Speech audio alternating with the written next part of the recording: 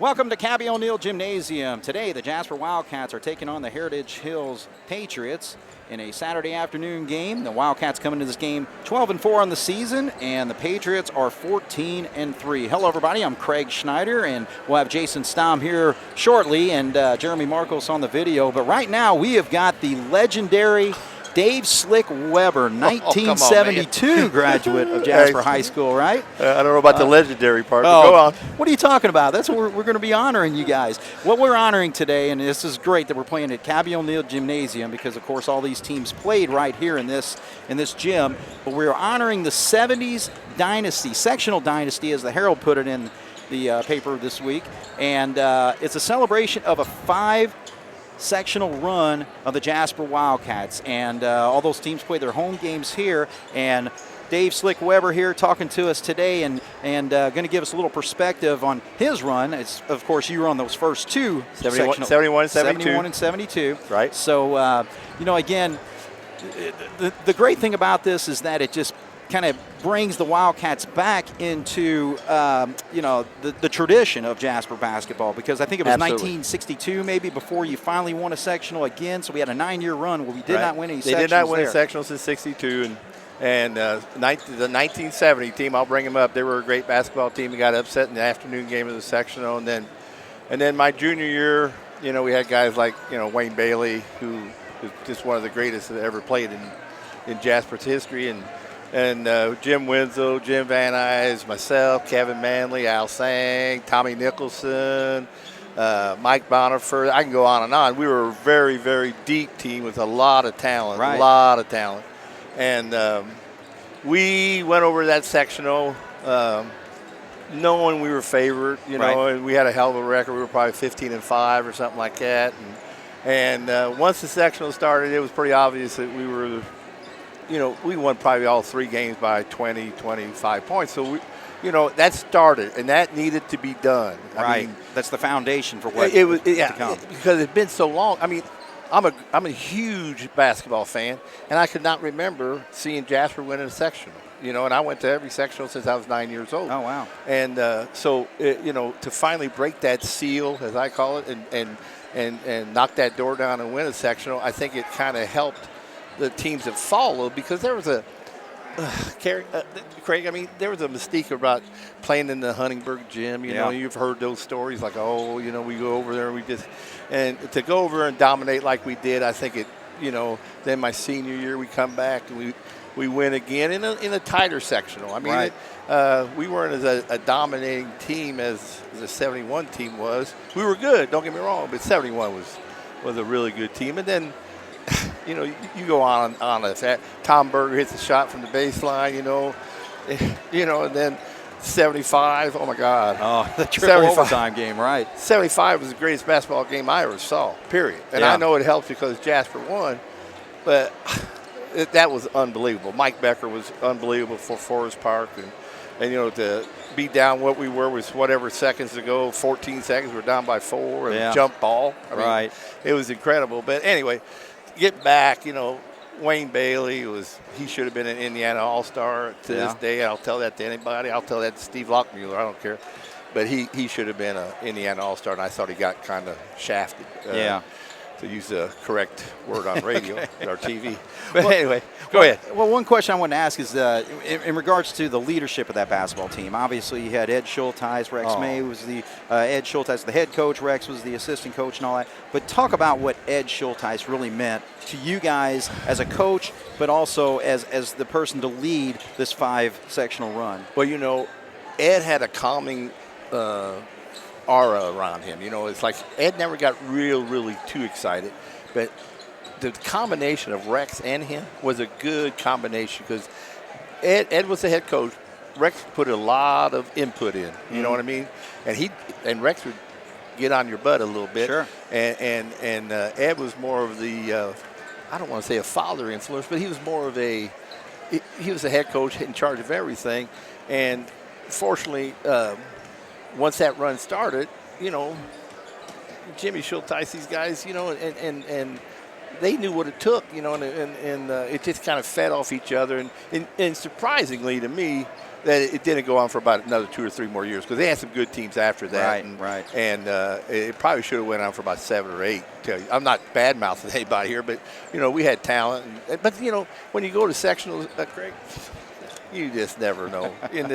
Right. It happens every year to somebody that, beat somebody by 20 points 2 weeks ago, and they turn around and get beat the first game of the second. Yeah. It just happens. Does. There's no rhyme or reason. It just happens. So, but Ed and Rex were, I've always told everybody that would listen to me that, we all had great coaching throughout our, from 7th grade on, whether you went to Holy Family or 10th Street, we always had good coaching. My freshman coach was Don Nobley. I mean, there you go. And then I moved up to JV. I got Rex May, and then for 2 years I got Ed and Rex. Right. You can't hardly beat that. That's pretty good stuff right there. So, well, we were very lucky. Right. And the other thing, too, is that of those 5 sectional teams, 2 of them won regionals as well, right? Yeah, my senior year, 72, we beat Lagodi in a hell of a basketball game. Fortunate enough to do that. And that broke a regional spell for about 10 years. They hadn't won a regional since '62. Okay. And then, or maybe whatever it adds up to be. And then the following year, Tommy Berger hit that shot in the sectional, and then they went over and won the regional. And Tommy's team, that '73 team, they went down to Evansville and they got beat by New Albany in a hell of a ball game by about 6 or 8 points. And New Albany went on to win the state. Now, we went down there in '72, and we got beat by Jeffersonville. And Jeffersonville was just a lot better ball club than we were. And they ended up going to the state and should have won the state. They lost the afternoon game in triple overtime. But, we were, when we won not to take anything away from the celebration today with the 5 sectionals, but the night we won the regional, oh, my goodness. This town exploded. I mean, I tell you what, that Washington gym was rocking. And I've always said that I could, once I started playing, the tip ball, I would never heard the fans or anything like that. You're just playing, Right. Well, I remember the final seconds of that Lagodi game. I tell you, I never heard. I mean, I could not hear. I mean, it was deafening. Isn't that wild? It was just unbelievable. And I think somebody told me one time that there were 8 lead changes in the 4th quarter alone in that Lagodi game. That's what kind of game it was. And it came down to whoever had the ball last was going to win that basketball game. Unfortunately, Tommy Nicholson took a charge, and I hit a couple of free throws. We ended up winning the ball game by a point. But that night was that was a lot of fun. And so many people, you're about, I guess 12 years older than me or so, and the thing is, we still had the Southridge sectional. It was just such a big thing, and painting our cars and all that. And I was one of the guys cheering in the crowd. But it was just, we went 4 years of not winning a sectional, and not even playing basketball myself. It still hurt that we didn't do that. So you're so fortunate to get that kind of experience. I'm a fan too. Right. I used to. When I walked into that Huntingburg sectional gym, and my dad always got me tickets or whatever, like I said, from 9 on, I can still smell the popcorn. I can still taste that dill pickle. You know what I'm saying? Yeah. And I could look across the way and see that green and white eye in the cheer block, back in the day when they did that, and all the noise. And, there was nothing like the Southridge sectional. Right. Nothing in the state, and it was something. And I remember bringing my 2 boys down here when they were about 8 and 7, 8 and 6, and I said, I want you guys to see a Huntingburg section. It was a Friday night game, and Jasper was playing. And I walked around that gym for an hour and a half with my 2 kids, and I could not find a ticket. Oh, boy. And I could not find a ticket. It's hard. And I had to go across the street at that Brickyard Pizza or whatever it's called now, Brick Oven Pizza, and listen to it on the radio, and it broke my heart. I was like, man, I'll tell you. Yeah, it was fun times. I tell you what. It was just different then. I'm not different, but, people, that's what they did. They went to ball games. Friday night in this cabbie gym, it was packed. You couldn't find a seat. Loud. I remember getting beat by Lagodi my senior year, probably in December. And we got beat and we could never beat Lagodi. Just couldn't do it. They were really good. And we were down in that dressing room, and they had like 50 tickets up there. Up there in the corner somewhere above our dressing room. Okay. And I remember Ed Schulteis coming down there, and he goes, you hear that up there? And they're up there pounding their feet and just going crazy, these Lagodi fans. He goes, that's what it means to beat Jasper in this gymnasium. Right. And that's what it was. Yeah. I mean, it was unbelievable. It was a great atmosphere, Craig. Just absolutely. Great. Yeah, and I tell you the other thing too, getting all these former players together. What's that mean to you to see everybody? I tell you what. Last night we went out to the KSC. A bunch of us, about 20, 25 people showed up. Yeah. And swapping stories and telling stuff. And my class, we stayed real close. But hearing these others, Jerry Bird was there last night. Hell, he could talk 3 hours. Oh yeah, and tell covered all those teams. Yeah, and he knows not only that, but when he played and all that. Right. And it's just great seeing all those guys. And I'm so glad so many have made the effort. God dang, Wayne Bailey just walked in. There he is down there. We're looking at his picture right here. Yeah, him and Winslow. Yeah, Jimmy Winslow. I tell you what, those two guys right there, I was fortunate enough to play guard with him and my junior year. And I tell you what, that was a hell of a basketball team. But Wayne's probably, like I told you earlier, he was one of the best that ever come through here. No question. Yeah. And then like Mike Leaguers, who was a long-time leading down scorer. there, He was a sophomore, I think, your senior year, He's right? a sophomore my senior year, and a lot of people don't know. In fact, I didn't know this, Greg. When we played in that regional, we played Friday night, Saturday night. It was a two-night regional. And I didn't realize this till years later. Somebody pointed it out to me, that the starting five for us played every second of that regional. Wow. Never substituted. And I was like, well, I don't know what that means. Obviously, we played a pretty lazy defense because nobody got in foul trouble. Yeah, I guess so. But every second. I remember Leaguey was sick as a dog. I mean, he had the flu, and he played every second of that. And I'm like, God dang it! And so I asked Rex May one time. I said, everybody's waving to you. I said, Rex, why did you guys do that? And he goes, Flick, if it ain't broke, you don't fix it. That's true. And I'm like, well, that makes sense. That lineup obviously worked together and gelled real Isn't that well. unbelievable, Yeah. though?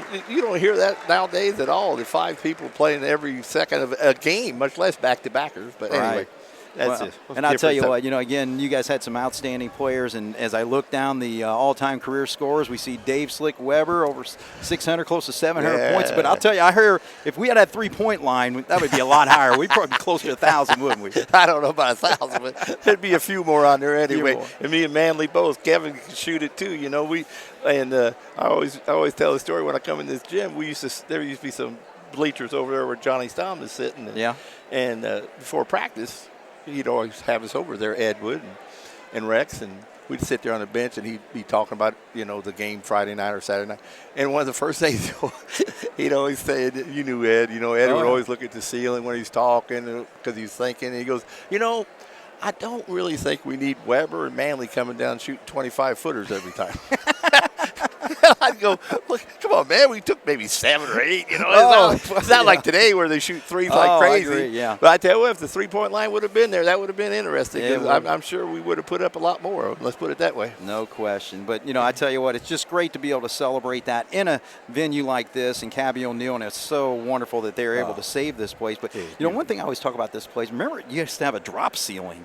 Yes, absolutely. Well, how was that a challenge for, especially a long-range shooter like you? Well, it was high enough, so it wasn't so bad. Okay. So, but I tell you what, this gym looks better than it's ever had. They've done a wonderful job with it. Unbelievable. Rick Bagley and a bunch of Rick others. Bagley and all the Bernie Vogler and all those guys. They did a wonderful job. Terry Tucker, and I tell you, it's a great gym to shoot in.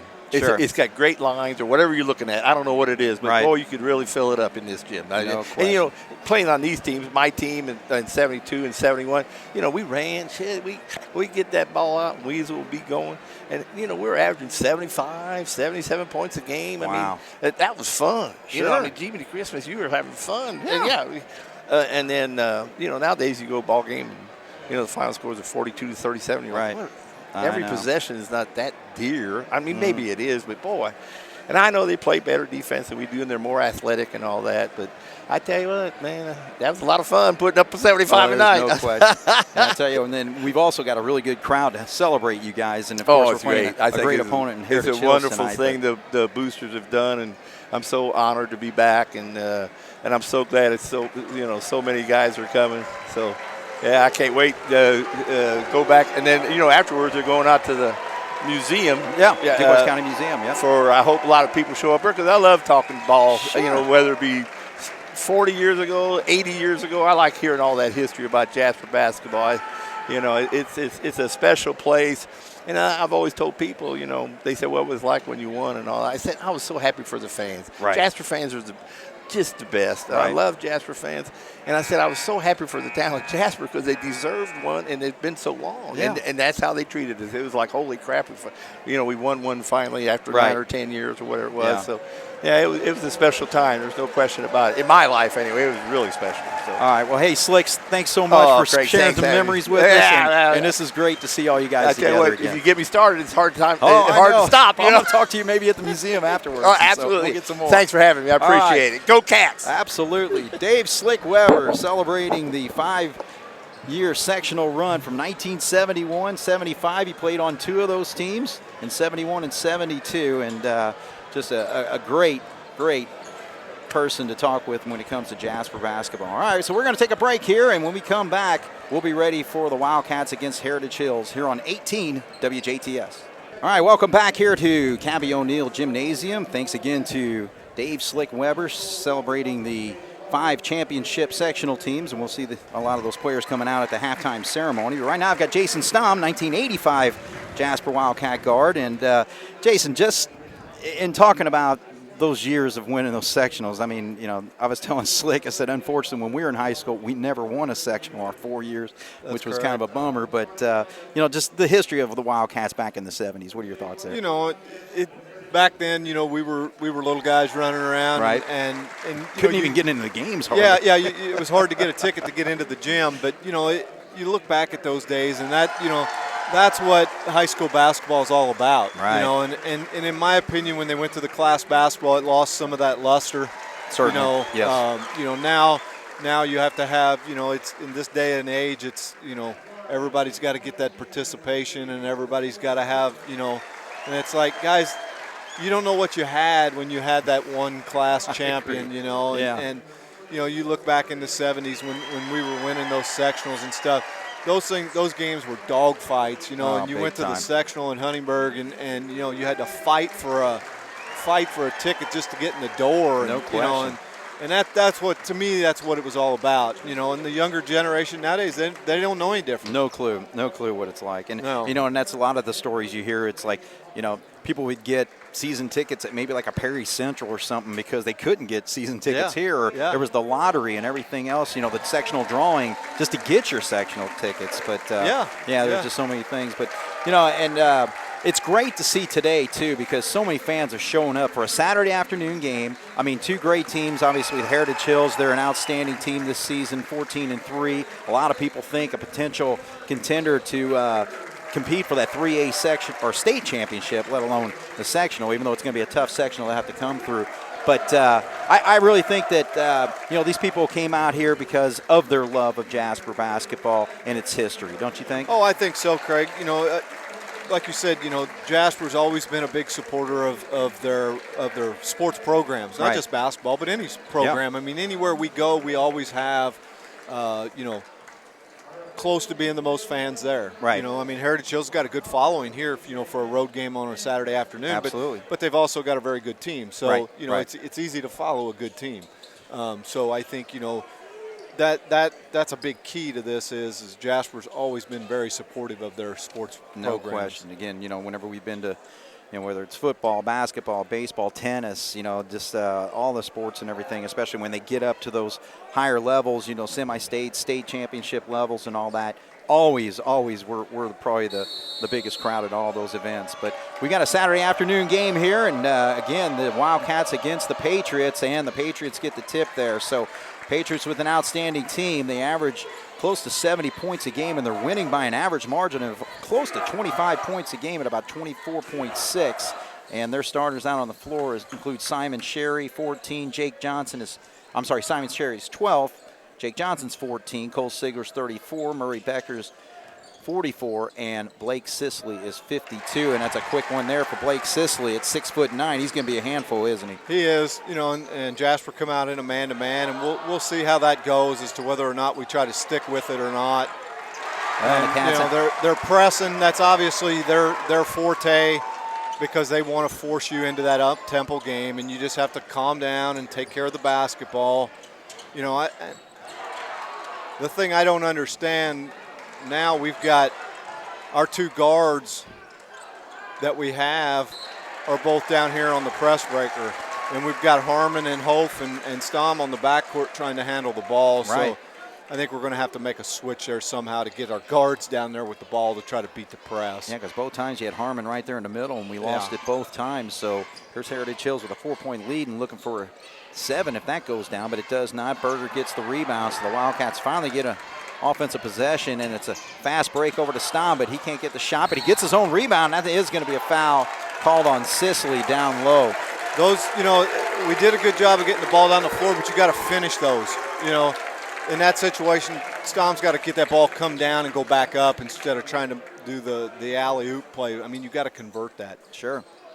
All right, so Stom's got it in the corner there, and he's picked up by Johnson, 14. So taking a look at the defense. Looks like Heritage Hills in a 2-1-2 zone. Right. And that's not surprising. They've scouted us. They know that we struggle shooting from the floor. But I think, too, from the same sense, that could help us because it could slow the game down a little bit. Right. Because you can be a lot more patient against a zone than what you can against a man. Well, and that's the thing with this Heritage Hills team. I mean, a great inside-outside game that they have as far as, Sicily, the big man inside, averages 20 points a game. But then you got Murray Becker at 19.7. Sherry, who leads the team with 7 assists, but also scores at a 17-point clip. So an outstanding scoring team, and Sicily shows it again right there with another bucket.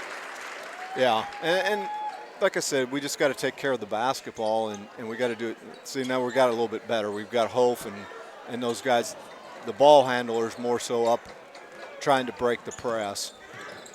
All right, so Cabrick's able to get it across, and they got a three-pointer shot by Harmon, does not go. So rebound comes down to the Patriots.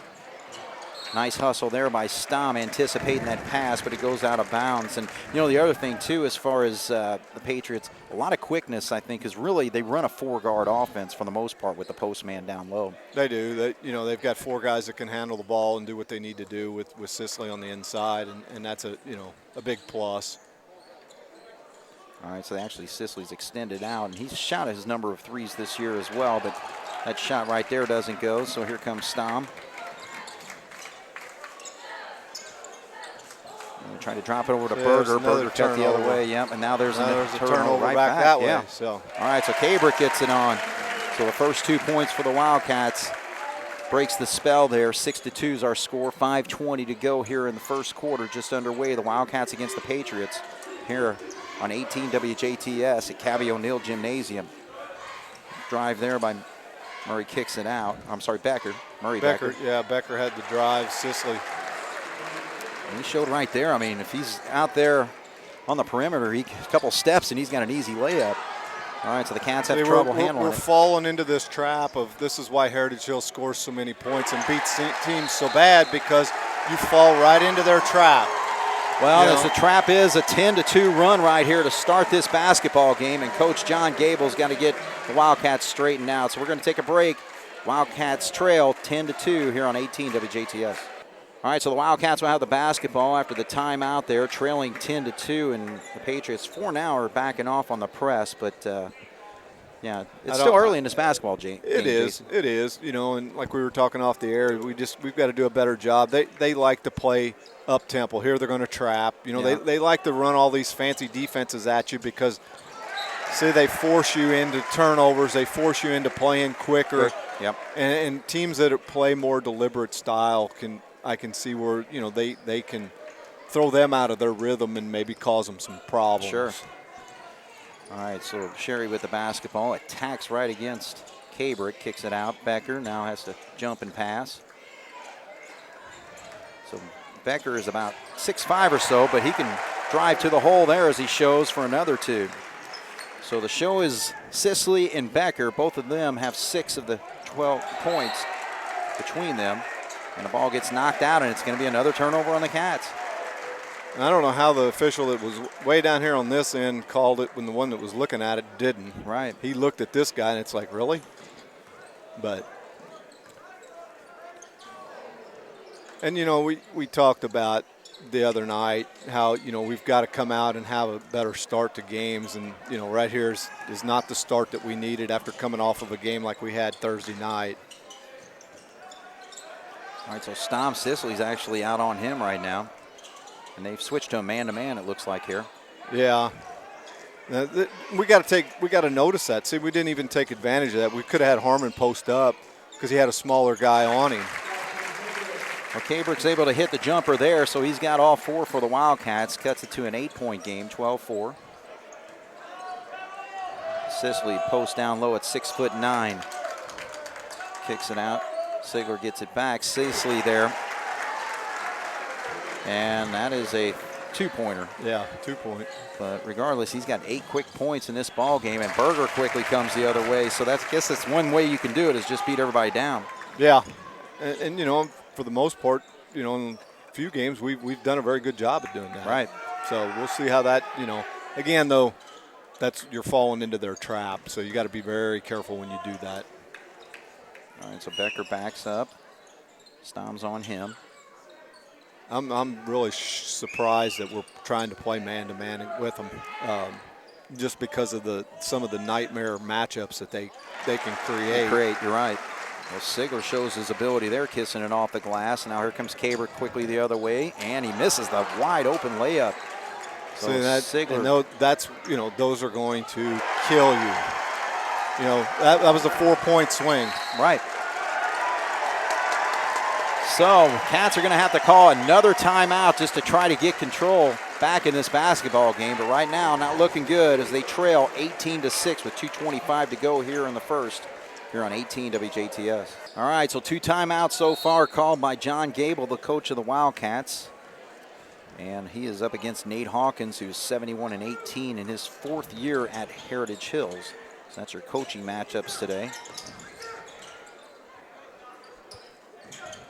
Cats working the perimeter. Day is checked into the ball game. That being Reese Day. Yeah, and so is Goodhue. Okay, so Goodhue's down low, and Stom not able to hit that, but he gets the ball right back. Goodhue. They don't call the travel there. Day turns, puts a shot up and in. So Cats are able to get another point on the board, cuts it to a 10-point game. At least we look like, you know, in that possession particularly, we had a little more fight in us. Right. All right, so 3-point shot does not go. Heritage Hills still looking for their first 3. Actually, as a team, shoot 35% from 3-point range, led by Kratzer, who shoots 46%, but we haven't seen him in a ball game yet. Yeah, I think he might be in there now. I think that was him swinging his elbows around there. Oh, right there, okay. Yeah, number 20. Yep, number 20, Kratzer is. All right, so Cats will hang on to the basketball here. 18-8, Jasper trails by 10. Reese Day gives it up. Cabrick shot fake, dribbles to his right, shot on the way, not there. And a rebound comes down to Sigler. So Sherry, the all-time assist leader for this Heritage Hills program, gets it over to Becker. Becker shoots a 3, does not go. So again, their 3-point shooting has not found its way yet tonight, but they hang on to possession here. Dump down low, and Becker's got an easy bucket there. So he's got 8, Sicily's got 8. Heritage Hills got 20, and they lead the Wildcats by 12 with 42 seconds to go, 20-8.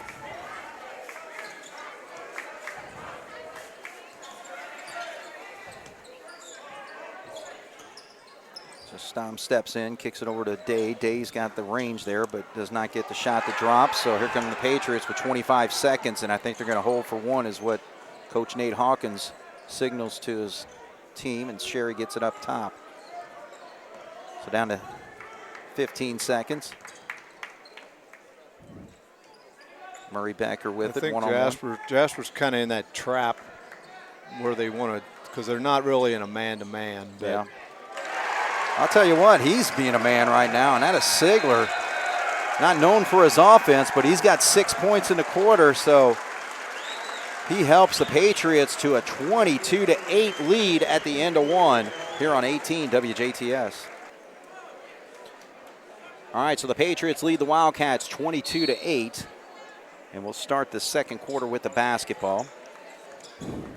So that is Jake Johnson with it, gives it up to Sherry. Johnson feeds down low into Sicily, so that's that one-on-one matchup, and he comes up short on the shot. Harmon was right there to defend, but now the Cats give it right back. So, again, just trying to be too quick, I think. And there's an easy one for Becker. So, Becker, 10 points already in this ball game, and if you've got 3 guys that can handle the ball, this press doesn't work the way it does. Right. We don't. We don't have but maybe one. Say, I mean, you can't have your 6'6", 6'8" guy out there handling the ball at the top of it. You know, right. You got to have somebody out there that can take care of it, and we don't have the ball handlers.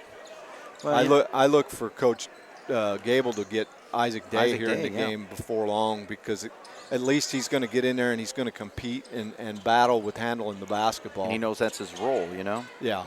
So, I mean, Cabrick does his best at it, but I don't think he's the best ball handler and all that. I mean, he's primarily a scorer's mentality. He is, but he has tough times out there, and he's committed a few turnovers Yeah, himself. and I mean, he has to do it because we don't have anybody else that will. Yeah. You know, Berger doesn't do it. Tom don't do it. You know, yep. we're just not very good at it. Oh, they thought he went over and back there as he dribbled across, and maybe again a second time, but the Cats keep it. Trailing 24-8, minute into the second quarter.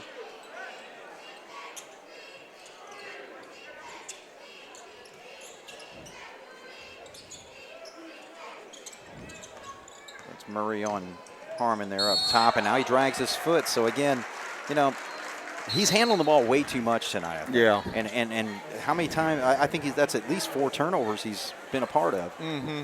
Yeah, you're right. And again, I hate to criticize a young player like that, but I don't think that should be his role right now. Well, yeah, I mean, he's getting in positions that he shouldn't be in. Right. Is he committing the violation? Yes, he is, but he's getting in that position by that he shouldn't have to. Well, we talked about Kratzer and his three-point range, and he shows his marksmanship there with this first one. So now it's a 27-8 game. Cats almost down by 20. It's 19 right now, and the ball gets knocked away from Berger. Becker's battling for it, and he comes up with it. He's able to put it up off the glass, but does not go. And Hof back in the ball game gets the rebound. Cabrick will back up there. Becker will pick him up. 6 minutes to go here in the second quarter. 27-8. Jasper trails.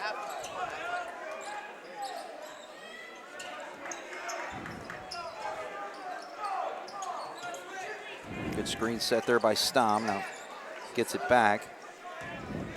Carter attacks, puts it up, and they're going to call the foul, I believe, on Caden Kratzer. So Stom's going to step to the line where he was outstanding the other night, Thursday night, 8 for 8 from the line. And we'll need every bit of the foul shooting anyway. We get scores here. Yeah, and it kind of goes back to what we did. We talked about the other night against Bar Eve. We attacked the basket, and that's what got us the free throws. And we were able to complete the play when we did that. But we've got to do a better job of attacking it and trying to draw fouls, and because it's no secret that our outside shooting struggles. So we need to attack the basket and at least try to get to the line where we can score or have a better chance to score. Right. Well, Carter continues. He's 2 for 2 there. So the Wildcats finally hit double figures here, trailing still by 17, 27-10. 5.5 to go. Second quarter. Sicily with a move. Wow.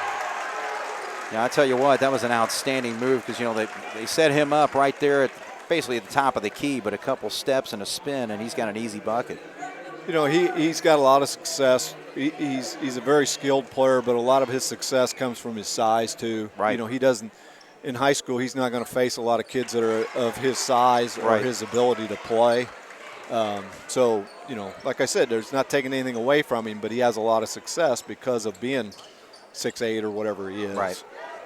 All right, so Isaac Day, we talked about him. He's in the ball game and misses the shot there, and this is going to be a foul on the Wildcats. So that was Berger trying to get after that ball and commits. I don't know what. Oh wait, no, I guess he said he stepped out. I thought that. Yeah, but was he didn't a even have the ball. No. All right, I assumed it was a foul. I don't know what that call was. That was kind of. They said he stepped out of bounds, but Heritage Hills had the ball. Yeah. All right, so the Patriots have it right now with 5:05 to go here in the second quarter, and a commanding lead by 20 right now, 30-10. Becker Drives against Stom, kicks back out. Sisley. He moves in. Cannot get the shot to drop, though. Stom on the wing. Now the Patriots early on showing a 2-1-2 zone, have settled into a man-to-man defense since. Hope, good move, but loses the handle, and Sisley comes away with it.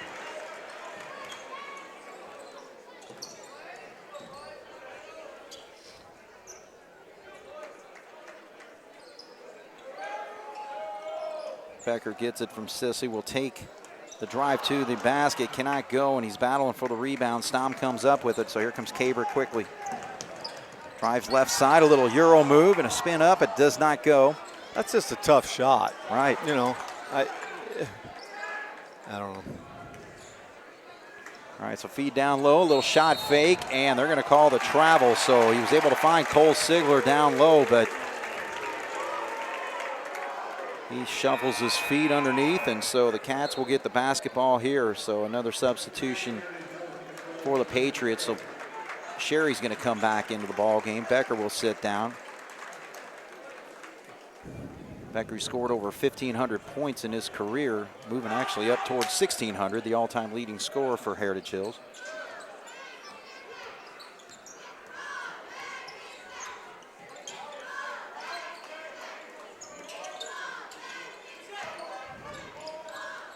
Wildcats into their offense. There's Kabrick. He's going to launch a three, and he's going to bank it in. So whatever it takes, we just need points on the board. Right now, we can't be picky how it goes in. As long as it goes in the bucket the way we shoot, hey, that's a plus. Right. So Cats still trail by 17, 30-13 with 3:15 to go here in the first half. Sherry sees an opening but loses the handle. No, that did not touch a Wildcat. All right, so Nate Hawkins wants to settle his team down a little bit here, so we're going to take another break. Jasper trails 30-13 with 3 minutes plus to go here in the first half on 18 WJTS. All right, so the Patriots come out of that timeout with a full court press here. So Day tries to beat everybody but loses in the handle, so Cats still can't find that guy, can they? No, and, you know, like I said, this is how they, you know, if you've got guys that can handle the ball, this doesn't work, doesn't happen the way, you know. Well, and, you know, and I'm sure Coach Gable and the coaching staff knew what Heritage Hills did. They knew they pressed, but, you know, you can't invent ball handlers overnight. No.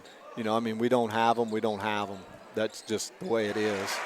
Well, Sigler gets the post feed, but then squares for a 15-foot jumper there. Or, I'm sorry, Sisley. And that's going to be a blocking foul called over there on number 30, Logan Kraskowski, who's come into the ball game. All right, so that's his first personal foul. Substitution, Becker's going to come back in with 2:28 to go on the clock. Harmon's back in for the Wildcats. So the Cats have out there Restay, Kabrick, Berger, Isaac Day, and also Harmon. So Restay drives, feeds it over to Isaac. Kabrick sees the opening and was able to get that one to drop. So Kabrick's doing a little bit of scoring more of late. 5 points in the quarter, makes it a 34-15 game. Sisley, that's going to be a foul on Isaac Day down low.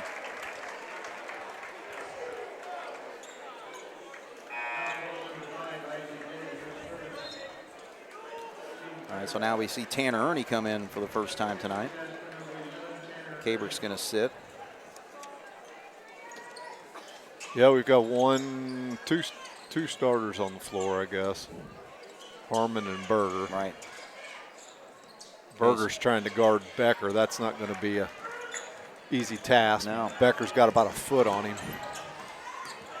Day will attack the lane there, but he commits the travel, so I don't know. A lot of times they let him do that jump stop, but not that time. Yeah, I don't understand that because normally that's, you know, as a coach you teach that to dribble, jump stop, and shoot. That's what he did, and I don't know where unless I missed the shuffle, but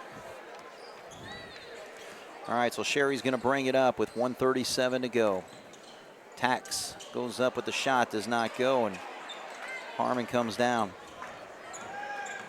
Isaac on the right side, stops there, picked up by by Sigler.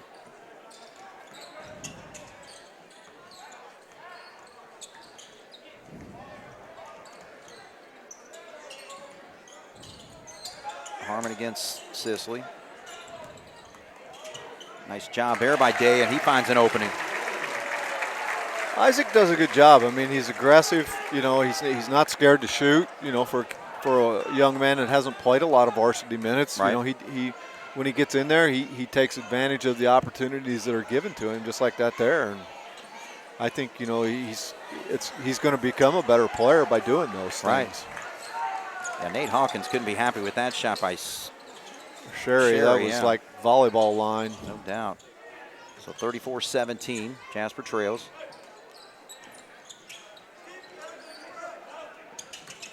You got to take care of the ball here. You can't let them have, you know, you got to get the last shot. Whether you score or not, doesn't matter. You can't let them have the ball with the chance to score again. No doubt.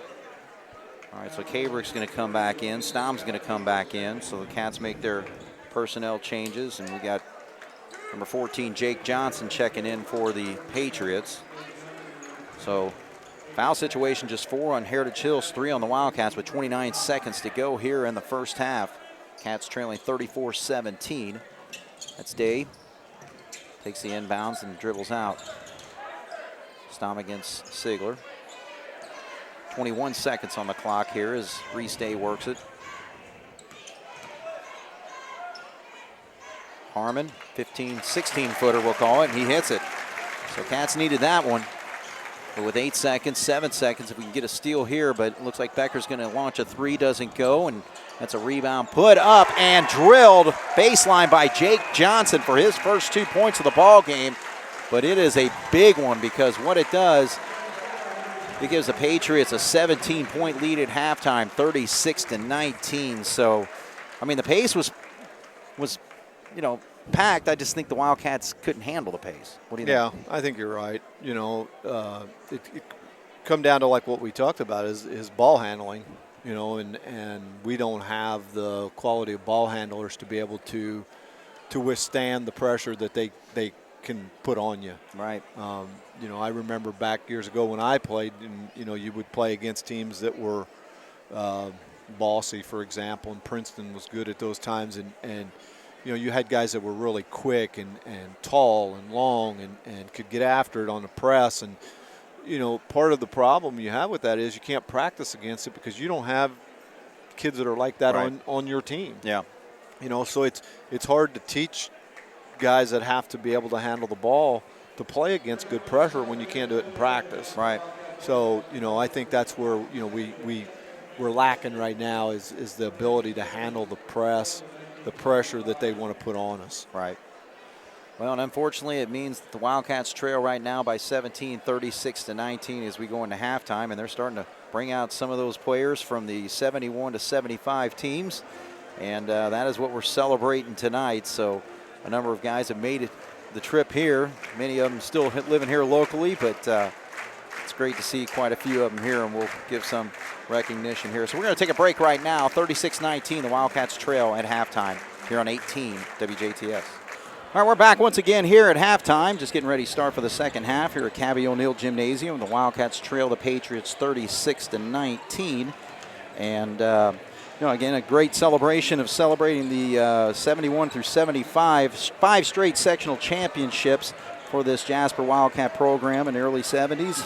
Head coach Ed Schulteis, the head coach, and Rex May is here tonight, and Dan Musselwhite also here tonight. I think he was an assistant along through that as well. Yep. And just a lot of great players. We got a chance to talk to Dave Slick Weber beforehand, and a lot of locals who are still around, like Kevin Manley, Alice Sang, Tom Berger. Jim Schulteis is here to celebrate, son of Ed Schulteis. Stan Giesler, Mike Leagers, Jeff Bobble, Terry Tucker. You know, he had the famous tip in to keep that triple overtime game alive and get to that third overtime. Mark Block, Dan Leinebach, Mike Keisch, Wayne Bailey, Jim Wenzel. You could just talk all day about some of these guys, but it's just great to see them here. Yeah. And unfortunately, right in the middle of the presentation, we had a we had a Heritage Hills fan yell, "Who cares?" which I thought was extremely classless, and we don't want to speak for all the Heritage Hills fans, but very disappointing to hear a fan yell that. Yeah, there's there's really no reason for that. You're here to honor these guys, and there's not a lot of communities can say they won 5 sectionals in a row. I know. Some of them can't say they've won 5, period. Exactly. But to win them in a row like what Jasper did, So yeah, there was really no reason for that, Craig. It was, and you cancan't let one fan voice the opinion of all of them over there, because most of them did stand and clap and cheer for the the Wildcats. Yeah. So celebration. yeah, you're right. The best thing to do there is just move on. Right. Kind of like they do when they have a streaker on the field. They don't pay. They don't show them on camera. They just move on. All right. So the Wildcats trying to cut into the 17-point lead by the Patriots, 36-19 as we're underway. Both teams starting their same starting lineup, and that's a good start for the Cats, especially the big man, Quentin Harmon, to get the first 2 points and makes it a 15-point lead, 36-21. Patriots on the floor were led by number 52, Blake Sicily's 13 points in the first half, 10 points by Murray Becker. They get it down to Sicily there, and that's going to be a foul called on Hope. There's a lot of banging going around in there, and then they call that. A foul's a foul, I agree, but he did that on the other side of the floor, and they didn't call it. So right. It's like, and the thing with that is, Craig, as a player, it makes it tough for you to try to figure out what you can and can't do. Right. They let you do it one time, and then the next time they don't. Well, and again, only 7 total fouls called in the entire first half, and just a quick one there. So Burgers gets a wide open 3, and he drops it. So the Wildcats getting a little bit of a run here to start the second half. Got to play this end of it. You're only going to get back in this game if your defense holds up. There's a forced turnover, but we turn around and give a dang thing right back. Again, ball handling a big problem in this basketball game for the Wildcats, and it leads to another easy bucket for Becker, who now has 14 points. And he just gives it right up. That's Hope giving it up to Sherry, and he lays one in. So Sherry's first 2 points of the ball game, but he's been a part of it. And here we go again. You just can't handle the press. And that's the bottom line. It's plain and simple. Plain and simple. All right, so we'll take a break here. The Wildcats call a timeout, trailing 42-24 here on 18 WJTS. All right, so the Wildcats win inbound. They're going to face a full court press here. Actually, back off a little bit. Yeah. Well, if it's a man-to-man press like that, you just got to get the ball to a ball handler and everybody else get out of the way so they can't trap you. Right. And that's the key to that is just let your ball handlers have the ball, get them in a position that they can succeed. Now Harmon succeeding right now. He's hit 2 buckets, and that one's a 3-pointer, so he's got 5 points here in this quarter. Makes it a 42-27 game. Oh, you've got to be kidding. He called a jump ball. I was going to say, I think they were both, I think this guy was going to call the same thing, but I was a little bit leery when they blew the whistle. That's right in front of us, and it was all ball right there. Yeah, that one was easy to see, and hope he did a good job of battling in there. All right, so Sicily's going to sit down. Mark Boyle has checked in for him. Doyle's in there now. All right, so that's a 3-pointer. Doesn't go, but they're able to clear the rebound. Against good teams, you can't do this. But we got a foul down low, but the 3-pointer I think they're going to count the bucket. And the foul's going to be on, I don't know, 44. Yeah, so that's Becker there.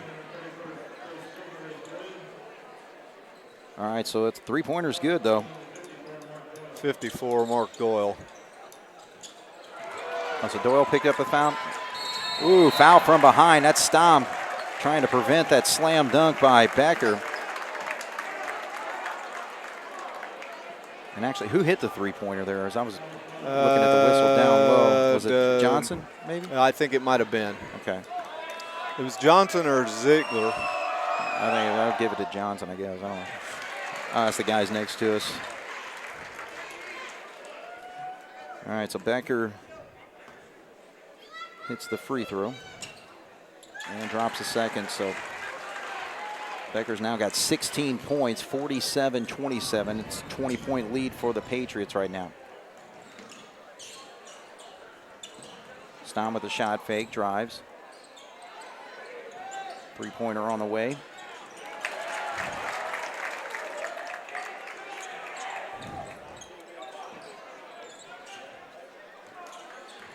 So they're trying that trap there. Now Stom gets a wide open three, short.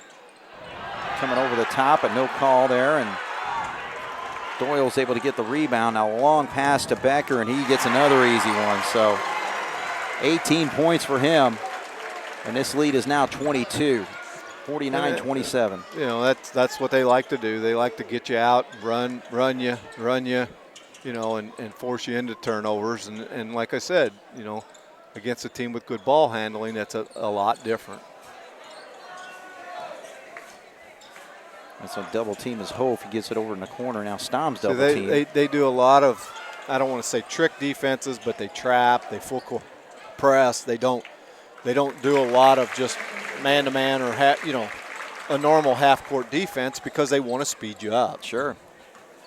All right, so Cabrick's able to drop that jumper and makes it a 20-point game, 49-29 with 4:17 to go here in the third as Sherry drives. Becker gets to the free throw line, jumper on the way, and he's just on fire right now. Yeah, we got to do a better job of getting after him. Hope he's got to score that. You know. All right, so Hope's able to hit. But 20 points for Murray Becker here, and 10 of them right here in this quarter. 51-31 with 3:52 on the clock. Sherry squares and jumps. Shot doesn't go. Cabrick over to Berger. Hustling down there is Johnson, but he's not able to get to it, and Berger's able to get the bucket.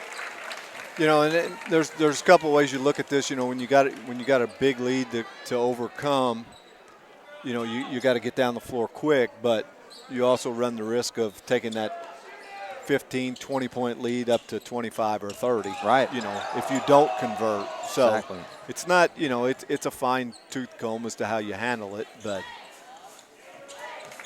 All right, so Sherry attacks. Shot up, doesn't go. Doyle with a big rebound there, but he's going to go to the line to shoot two. So again, they called that quick early foul on Hof, but since then, it seemed like a pretty physical game, but that's only the fourth foul called in the quarter. 3 on the Wildcats, 1 on the Patriots. Way short is on that free throw is Mark Doyle. So substitutions. Goodhue, Isaac Day, and Reese Day. Right. All right, so it leaves Stom and Harmon, the only starters on the floor for the Wildcats. And much better foul shot there by Mark Doyle, so he gets a free throw, and Sisley comes back in. So 51-33. Again, this Patriots team coming into this ball game, average winning margin of 24.6. They average 75.8 points a game. Got 52 on the scoreboard right now.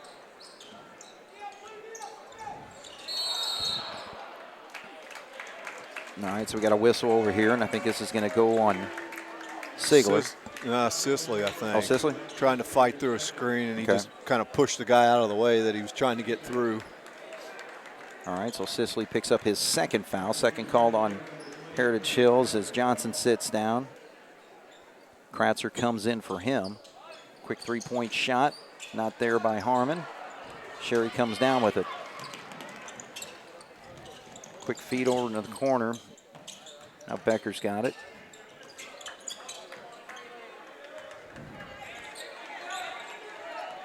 So Sherry's going to call the set play here as Kratzer comes out on the wing, and Stom's going to pick up the foul. You know, I can't fault Carter for going for it because we got to have something happen if we're going to have any chance to get back in the ball game. You're exactly right. You know, there's a time when you have to take some risk, and you know, because if you don't, you're not going to get back in this game without trying it. Let's just put it that way. Absolutely not. Not being down, you know, the way we are. Right. So before the shot, Sherry's able to drop it, but they're going to say the foul is going to be on Day. So Cabrick's going to come in. Carter gets a rest with 2:25 to go here in the third. 52-33. Cats trail by 19 against the Patriots.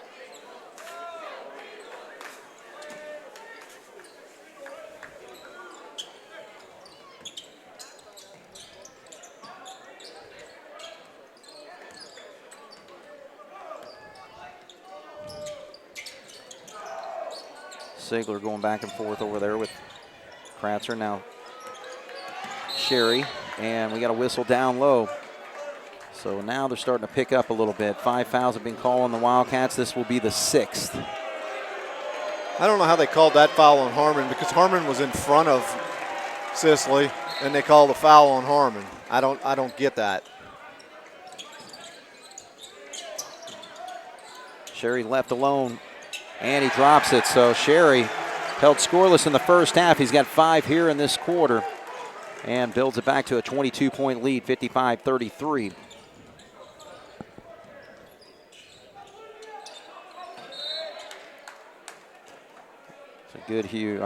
Day gets through the lane, but there's a foul before, and that's going to go on Kratzer.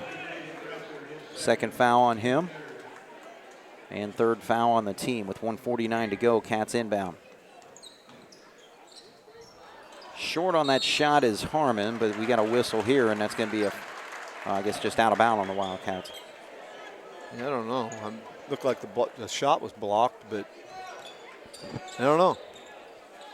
All right, so Sherry slowly brings it across the J here at Cabby O'Neill Gymnasium. Patriots with a commanding lead right now, 22 points. And there's a drive by Becker, comes up short, so Kabrick on the left side, bounce pass over to Day, and he puts it up, but he will draw the contact and shoot 2.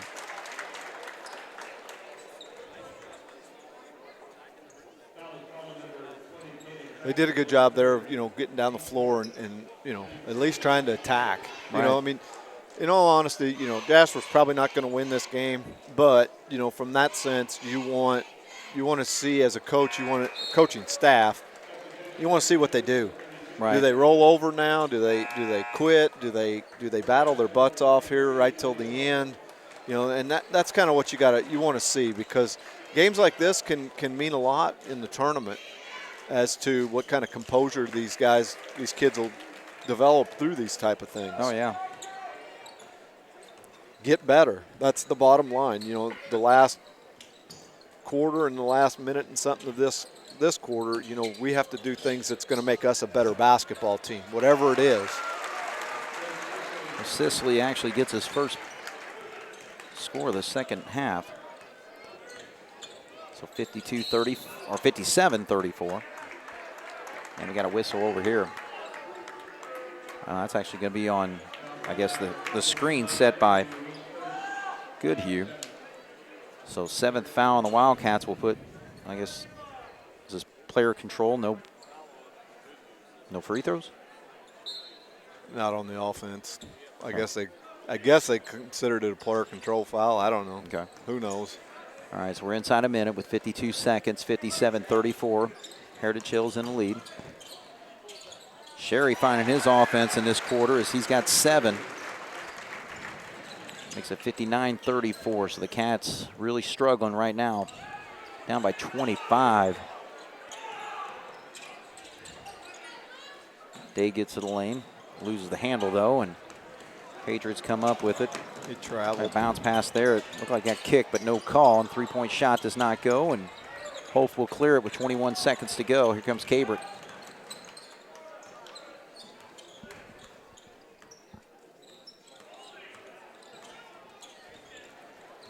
Shot inside of 10 now, 8 seconds.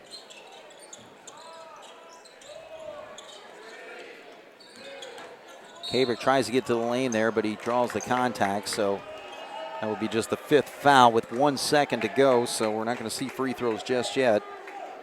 So the Cats will have the inbound here.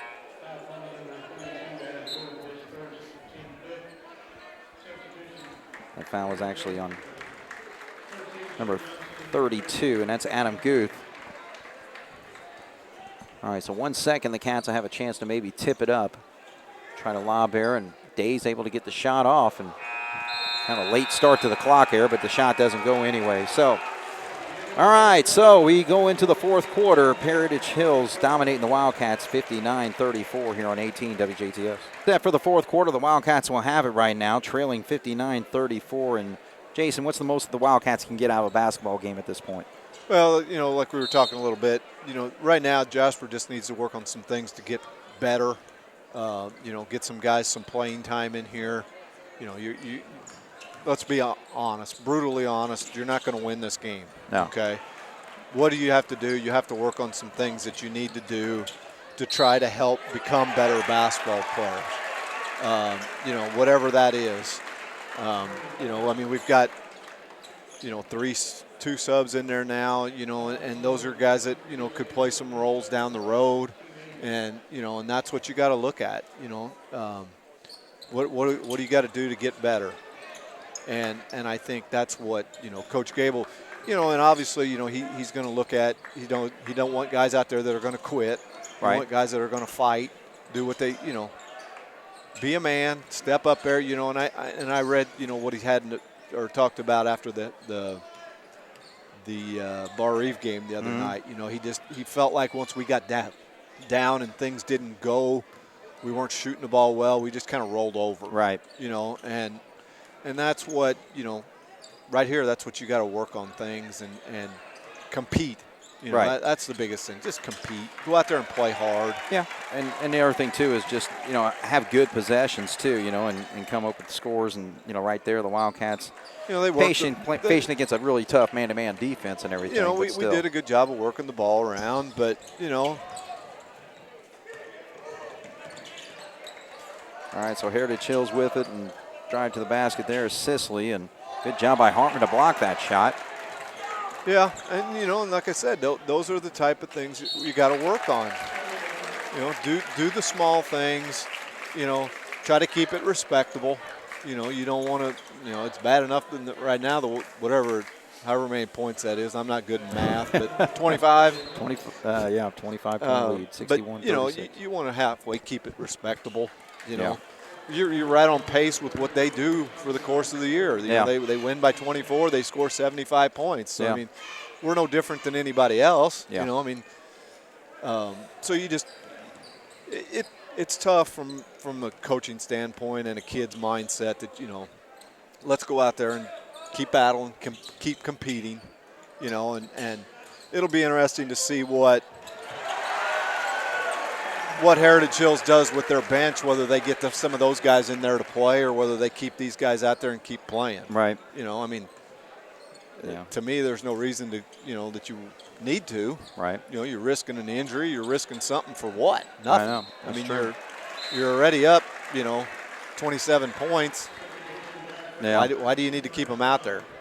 Well, they've had some games where they've rolled it up on guys like Mount Vernon. They won that game 101-17. We know Mount Vernon's a struggling team with only one win this whole season, but still. But to score that amount of points, that's the thing. You scored. I think in that game they had 50 points at halftime. Yeah. Yeah. So the game's out of hand at that point. And then to score another 51 the second half is, that's, I don't know. Till you're in that spot, it's not an easy thing to do as a coach, but you have to be careful with what you do. But all right, so the Cats, was Sherry disrupting that pass, so it goes out of bounds, actually off day. So 63-36, 27-point lead for the Patriots.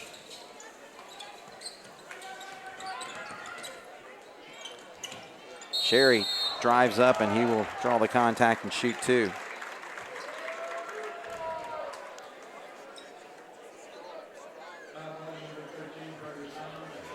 Yeah, you're pretty well at a point right now with 5:28.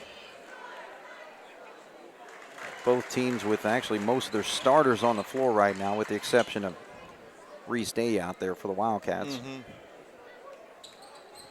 And Sherry hits for two, so second half continues to go well for him. He has scored 11 here in the second half. I think he's a streaky player. You've seen games where he'll score 28, 29 points. The next game he'll go out and he'll have 6. Yeah. And that's just your typical high school player. Oh, yeah. Your big-time players, the ones that go play big-time college basketball,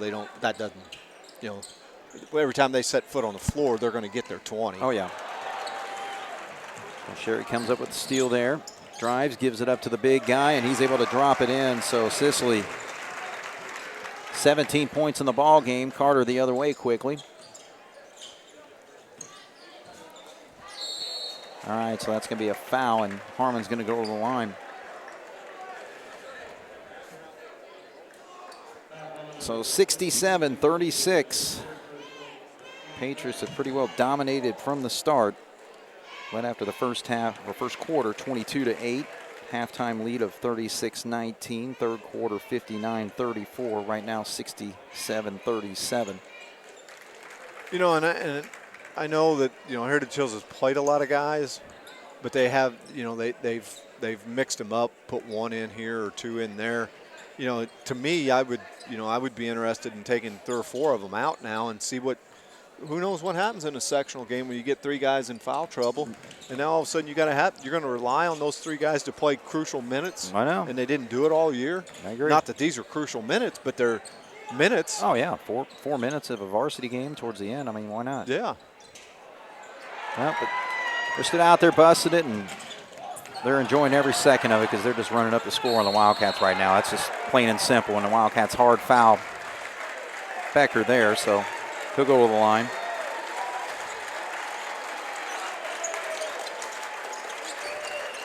But, you know, there's going to be a time where the Cats will get them back. There will, you know, and that's, you know, that's the thing with high school sports. That what comes around goes around. Yep. You know, they had a good run in football for, you know, a couple years, and that can come to an end. And next thing you know, they can be on the lower end of some of those beatings, and this could be the same thing here in basketball. Oh, yeah. You know. All right, so 102 for Becker there. So it's a 30-point lead for the Patriots.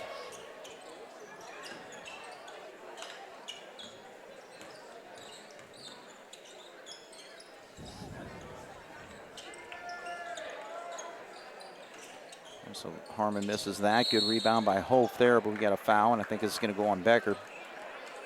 So 44 is the call. 2 free throws coming for Elliott.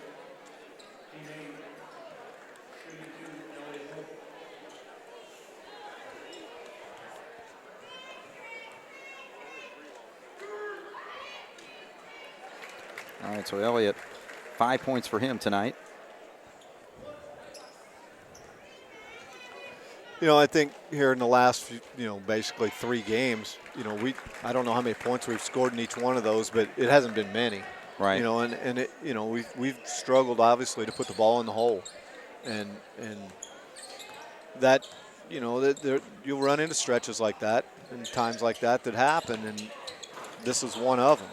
You know, yeah, it's, you know, part of it's because we're playing good competition. Right. So obviously, you know, you need to figure that out, how to do that against good competition, because you're going to have that in the sectional.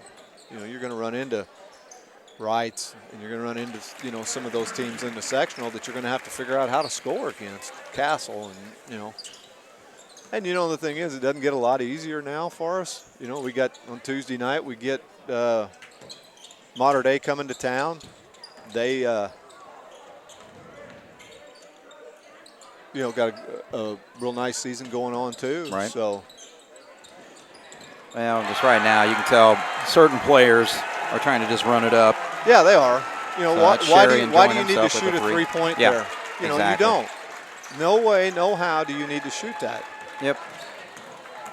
So Sherry gives it up for an easy bucket the other way. So, yeah, Nate Hawkins really needs to pull his bench. It looks like he's starting to, And he because just- obviously John Gable's going to. But He just don't. yeah, Nate, you know, I gotta watch what I say. I agree. But So am I. you know, it's just there's no sense in it, none whatsoever. No. And you know, you don't need to shoot a three-pointer when you're up 30. No. And you don't need to do that kind of stuff. But Yeah, like I said, there's going to be a time where this comes back to haunt you. yeah, So, but all right, well, let's take a quick break here. 73-42. Patriots lead the Wildcats here on 18 WJTS. All right, so we're back once again here. The Wildcats have pretty well cleared their bench, and it looks like the Patriots have too. So Patriots are going to win this basketball game with 2:30 to go.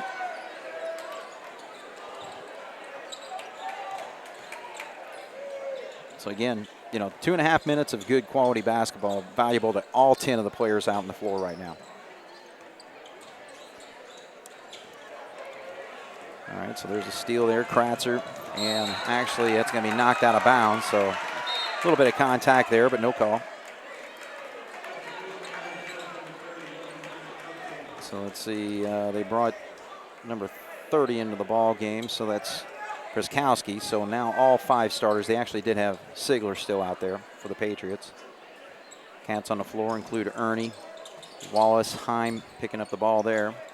3-point shot on the way, and that's what Kratzer does. He's one of their better 3-point shooters, and and there again, do you need to shoot that? Get the ball in bounds. It's 1 minute and 55 seconds left in the game. Yep. You're up 30, whatever it is, And I know you get the B players in there, but it doesn't matter. That's not the kid's fault for shooting that. No. That's the coach's fault for not getting on him to say you don't need to shoot that shot. Yeah. But I mean, I coached 6th grade basketball, but I would have been on that kid's butt if he'd have shot that for me. Sure. Because you don't need it. Right. Get the ball in bounds, hold the ball, and run the clock out. That's all you got to do.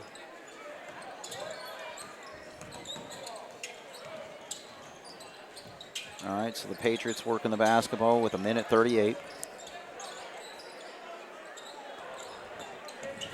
And this is what, this is what I'm talking about right here. This is all you have to do. Right. I'm not saying you don't look to score, but you don't have to force anything. Right. All right, so we got a foul inside, so that's going to put the Patriots to the line here.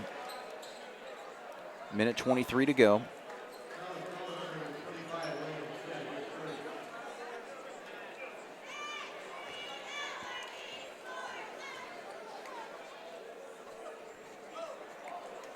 So the foul shot does not go for Kriskowski.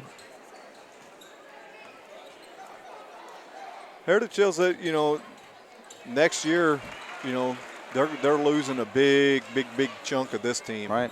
So I'm not saying they're going to have a down year.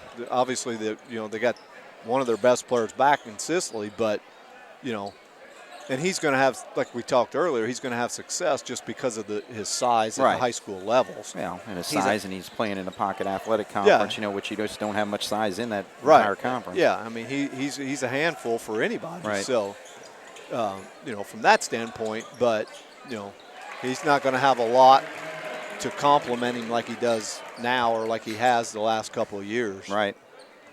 So Isaac Day pops that one. So we're inside a minute with 43 seconds. 77-45 is our score.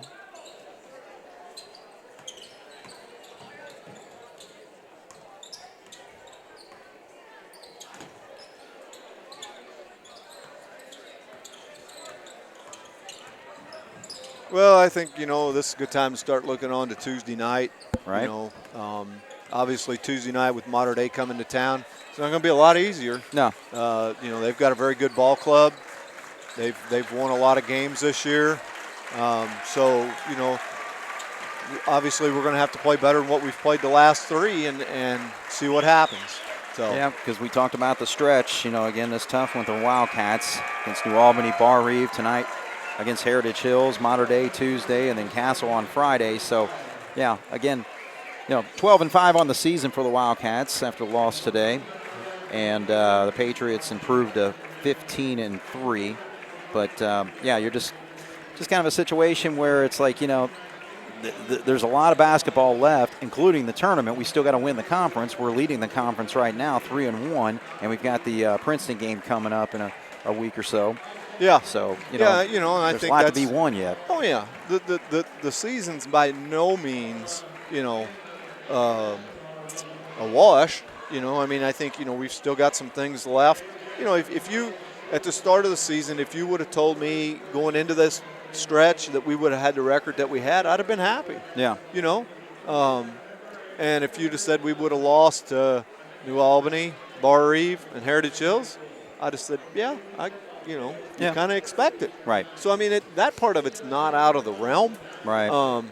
It's just combined with the start that we had, the record that we had, combine that with the little bit of hope that says, I think we're okay. We can compete against these teams. And that's what makes it a little bit tougher, to have to sit through this and the other night against New Albany and the other night against Bar Reeve. You know, it makes it tough because you think, well, we're doing all right. We're doing better than what we anticipated, but you still lost to 3 good teams. Right. So it's not that. But I think, from the coach's standpoint, there's good losses and there's bad losses. And in my opinion, all 3 of these have been bad losses. Yeah. Not by the score, right. but I'm saying by the way we've played. To me, we haven't pushed the envelope. We haven't been the aggressor. We started this game and we just sat back and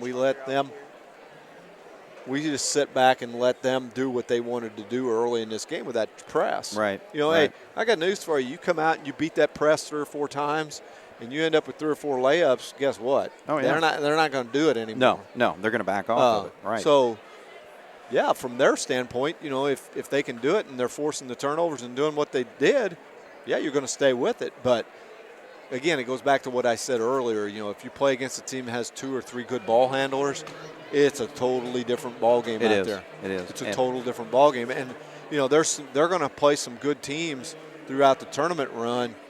Number 1 in being bossy in their sectional that's got the ball handlers. Number 2 is Silver Creek in the regional, who they've played already. And I haven't seen Silver Creek, but I'm pretty sure that they've got some guys that can play the game. Oh, yeah. No, they always do. So, those are some things that from Heritage Hills' standpoint, it's not a shoe-in for them to get to the state finals. Oh, I agree. I agree. They're going to have their work cut out for them to have to be able to compete and play against some teams better than what they – you take the schedule of who the teams they beat and the teams they beat this bad. Yeah. I'm not taking anything away from any of them, but there's not a lot of really good teams that they've done that to. No. The good teams they've played, they've been close games. Or lost. Again, because Brownsburg, they lost that game. They lost in overtime to Silver Creek and then also Lafayette Jeff. So, again, those are more basketball powers. A couple of them are 4A schools and all that. But, right. Silver Creek's the 3A school, and they're going to run into that along the way trying to get to that state finals. And that's exactly right. I mean, it goes back to what we said. Are they getting any better by playing? And I'm not taking away from their schedule. Well, you got to play your schedule. They got to play their schedule. Yeah. But to succeed and to get better, you got to play better. You got to beat good teams. Yeah. And I don't know if you can go down through that list and see who they beat. They beat Bossy. Yeah. Okay, I'll give them that one. Yep. But outside of that, who have they played and who have they beat? That is a good team. Modern Days, they're pretty decent. Right. I know South Spencer had a good record. Yeah. I don't know what kind of team they are. Right. But, the rest of these, they're the same type caliber teams that we play. Sure. Washington's on there, Boonville, Yeah. So I think from their standpoint, obviously to get a nice tournament run, they need to keep getting better. No doubt. They got a good team. There's no doubt. Yeah, no doubt question. at all. Right. Okay, well, we'll give an opportunity for one of the coaches to come up here and give us their perspective on where the Wildcats are at this point after this 3-game stretch right now. And Jason, Tuesday night, I think you said you have a 6th grade game? Tuesday night, I will try to get there as soon as I can. Good. I may not be there when you start. That's fine. But I do have we have our last 6th grade team, 6th grade game that night. Yeah. It's at home. We play one of the Heritage Hills teams, actually. So it starts at 6:30. So they usually run, hour and a half, something like that. So okay. And how's your 6th grade team doing? We are actually the years that I've coached it, this record-wise, this is one of the best records we've had. I don't know. To be honest, I don't keep a lot of track on it. Yeah. I think we're like 10-4, something like that, 11-4, which for having 2 split squads, a black and a gold like we do at Jasper, that's not too bad. No. We've beat some pretty decent teams and lost to some teams just like anybody else. Typical middle school team, right? It is. It is. So. All right.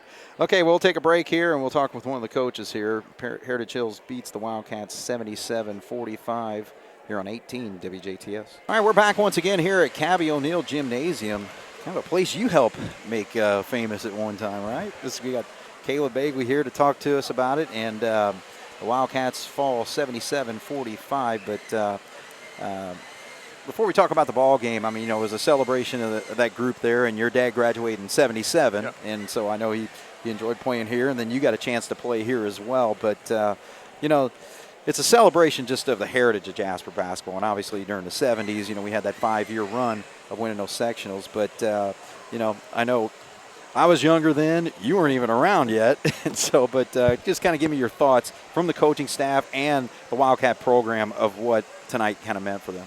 Yeah, it was really cool. We had an atmosphere in here for a JV game. I just thought there was kind of a buzz around everything. And, like I said, or like you said, I wasn't around for that time, but obviously my dad was around that time, and, learning about it, coming in here when they were restoring it and just kind of understanding all the history behind it.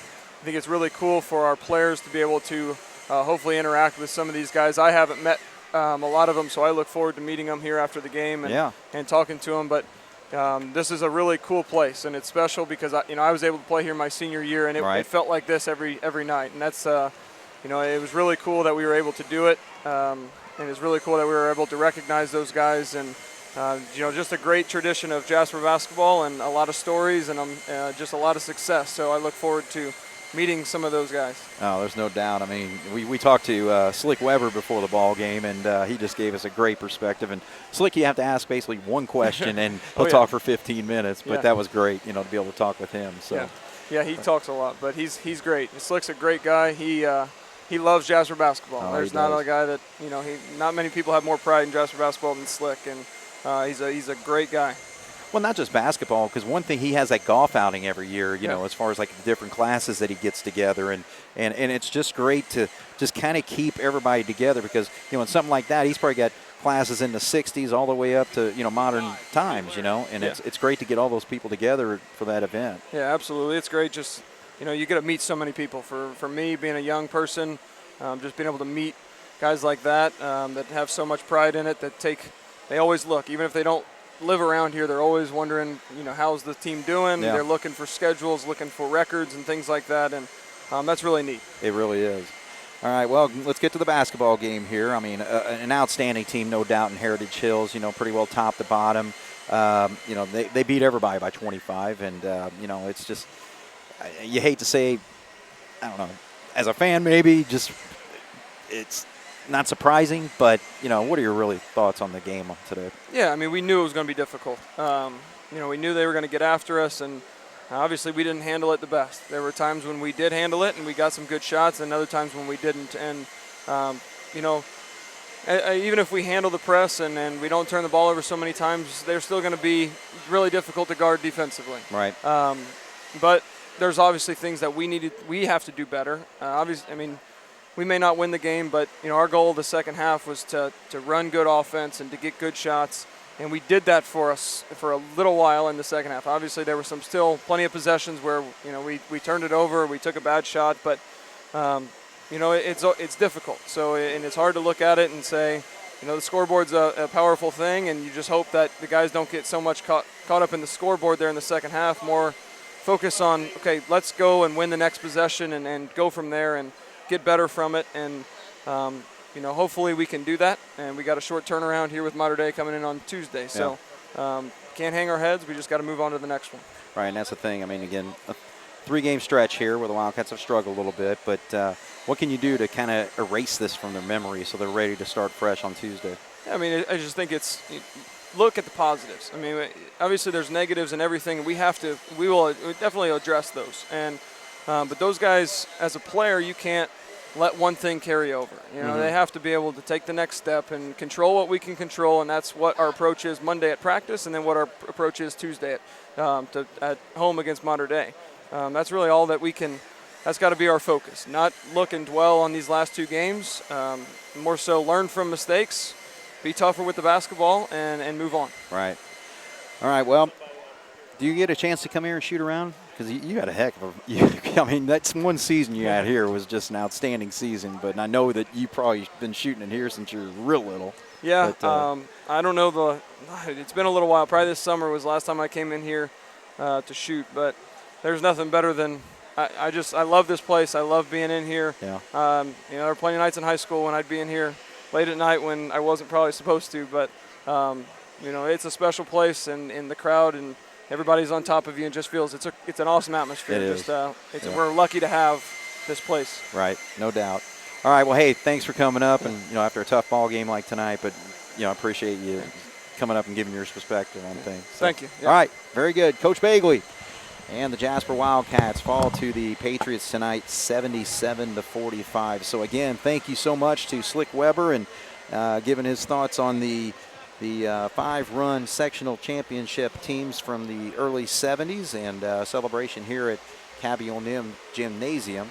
And of course, Jason Stamm with his thoughts on the ball game. Caleb Bagley there to share his coach's mentality there. And again, he was a great player here at Jasper Wildcats as well. So 77-45, the Patriots beat the Wildcats. Next game up will be Tuesday night at home against Evansville Mater Dei, and get a chance for the Wildcats to get back on track after a 3-game skid here. So for Jeremy Marcos, Jason Stamm, my name is Craig Schneider. This is Wildcat Basketball here on 18 WJTS. Good night.